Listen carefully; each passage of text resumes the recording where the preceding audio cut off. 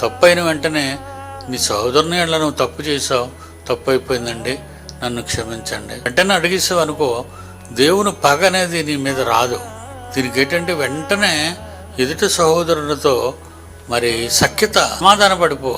నువ్వు బలిపీఠం యొద్ద బలి అర్పించుచున్నప్పుడు అక్కడ నీ సహోదరునితో ఎవరితోనైనా నీకు విరోధం ఉన్నదని జ్ఞాపకం వస్తే నీ అర్పణ ఆ బలిపీఠం ఎదుటనే విడిచిపెట్టేసి మొదట వెళ్ళి సహోదరునితో సమాధాన పడము, అటు తరువాత వచ్చి నీ అర్పణం నాకు ఇవ్వు, నేను తీసుకుంటాను అన్నాడు దేవుడు. ఈ విషయంలో మీరు చాలా జాగ్రత్తగా ఉండాలని దేవుడు కోరుకుంటున్నాడు. మనం అనుకుంటాం ఇవన్నీ చాలా ఈజీ థింగ్స్ అని, పర్వాలేదులే చేసేద్దాం, ఒప్పేసుకుందాం, నడిచేద్దాం అనేసాం అంటే అన్నాను ఒకసారి, ముందు అనలే.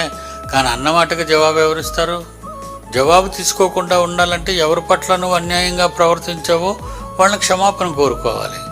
అలా క్షమాపణ కోరుకోకుండా నువ్వు బయట తిరుగుతున్నావు అనుకో, దేవుని ఉగ్రత నీ మీదకి ఆలస్యం చేస్తే ఏ క్షణాన్నైనా రావచ్చు.